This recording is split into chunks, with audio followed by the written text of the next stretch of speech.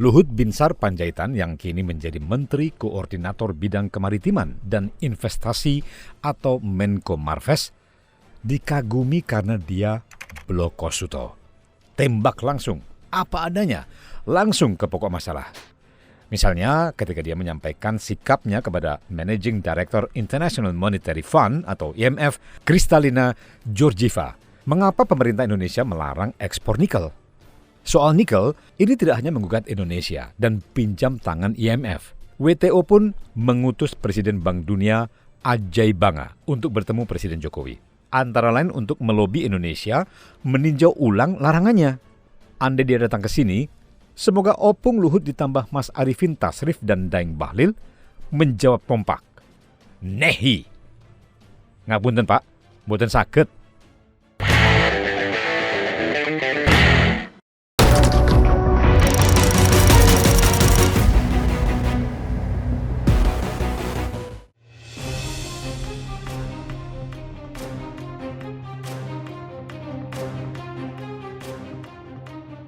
Watak dan kepribadian yang melekat dalam setiap diri orang Banyumas, Jawa Tengah pada umumnya adalah blokosuto, terus terang, apa adanya.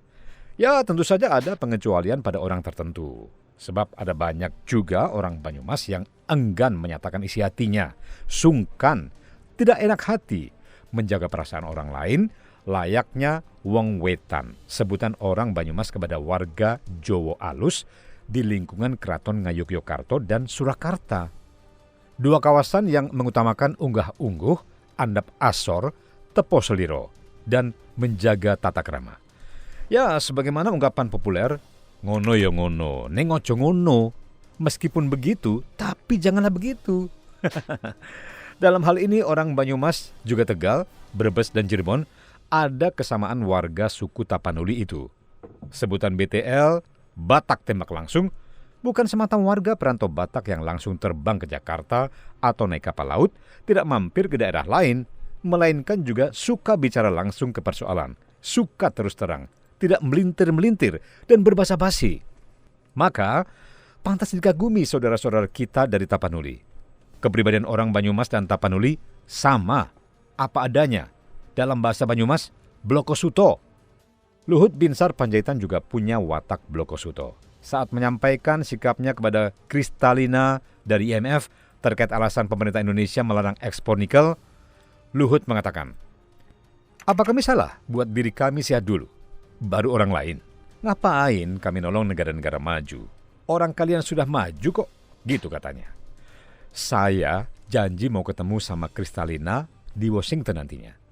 Saya mau jelasin sama dia dan sudah pernah jelasin sama dia dulu. Ya, saya mau bilang sama dia, apa salah yang kami buat? Kami dijajah 350 tahun. Kalian kan enggak pernah dijajah. Demikian ungkapnya secara virtual dalam Economy Update 2023 bulan lalu. Sebelumnya ramai diberitakan, IMF minta RI menghapus larangan ekspor nikel. IMF minta Indonesia meninjau kebijakan hilirisasi dan menghapus secara bertahap larangan ekspor biji nikel. Rekomendasi IMF tersebut tertuang dalam dokumen IMF Executive Board Concludes 2023 Article 4 Consultation with Indonesia. Nah, dalam dokumen itu disebutkan kalau Direktur Eksekutif IMF ini menyadari Indonesia sedang fokus melakukan hilirisasi pada berbagai komoditas mentah seperti nikel. Langkah ini dinilai selaras dengan ambisi Indonesia untuk menciptakan nilai tambah pada komoditas ekspor dengan menarik investasi asing langsung dan memfasilitasi transfer keahlian dan teknologi. Demikian tulis dokumen tersebut. Akan tetapi, Direktur Eksekutif IMF memberikan catatan, kebijakan harus berlandaskan analisis terkait biaya dan juga manfaat lebih lanjut. Kemudian, kebijakan juga harus dibentuk dengan tetap meminimalisir dampak efek rembetan ke wilayah lain. Nah, rekomendasi IMF itu pakai bahasa wong wetan, melintir-melintir, bosa basi. Tapi intinya masih menjadikan Indonesia pengekspor barang mentah yang murah. Tetap menginginkan Indonesia jadi negara miskin atau menengah miskin dengan membantu negara maju mengeruk bahan mentah kita. Ngono ya ngono, ning ojo ngono. Nikel merupakan sumber daya alam yang tidak dapat diperbarui.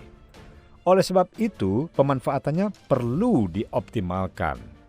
Demikian sambut Menteri Energi dan Sumber Daya Mineral Arifin Tasrif. Dia menegaskan kalau ini barang enggak bisa diperbarui. Jadi kalian mau dapat apa dong? Kita berjuang untuk masa depan. Dalam kasus larangan ekspor nikel, yang senewen bukan hanya negara-negara Eropa dan Amerika lalu ngadu ke IMF, tapi juga ke Bank Dunia. Bahlil Lahadalia, Menteri Investasi, menilai kalau kebijakan hilirisasi pemerintah ini sudah berada di jalan yang benar. Membatalkan larangan ekspor sejumlah komoditas tambang mentah merupakan pemikiran yang menurut dia keliru besar. IMF ini mungkin sedang tidur, kata Bahlil. Kebijakan hilirisasi nikel telah mendongkrak nilai ekspor Indonesia dari 3,3 miliar dolar Amerika pada 2017 menjadi 30 miliar dolar Amerika di tahun 2022. Namun kebijakan Indonesia tersebut digugat oleh Uni Eropa ke Organisasi Perdagangan Dunia atau WTO. Indonesia kekeh sumekeh.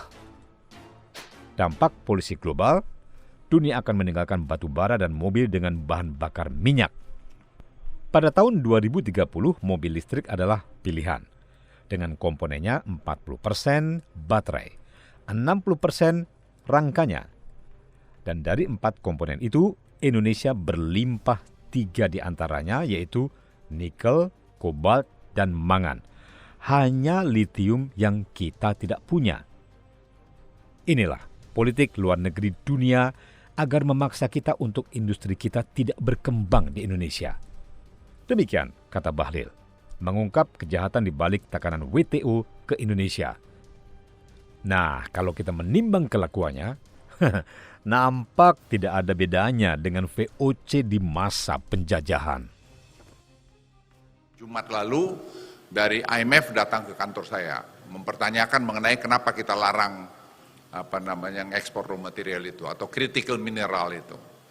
Saya sampaikan pada mereka, lihat saya bilang, kalian di negara-negara maju itu selalu melihat negara berkembang itu seperti di bawah aja. Lah kalau kami tidak mempunyai nilai tambah ini, kapan kami nikmatin? Kapan rakyat kami, rakyat Indonesia di pedesaan itu, di Indonesia Timur, akan ada seperti sekarang ini setelah 7 tahun, 8 tahun ini? Itu karena hilirisasi. Dia bilang kami stakeholder daripada IMF itu mempertanyakan. Ya saya nanti bisa memberikan penjelasan kalau mereka mau. Negara-negara maju itu, saya akan jelaskan. Saya jelaskan panjang lebar sama tim IMF itu. Mereka akhirnya mengatakan kami paham. Bahwa negara Indonesia ini bukan negara ecek-ecek. Saya bilang we are a great country. Jadi kalian jangan pernah macam-macam sama kami. Gitu. Mungkin 20 tahun, 10 tahun yang lalu kalian bisa lihat kami atau you guys look down Indonesia. Today you cannot do it.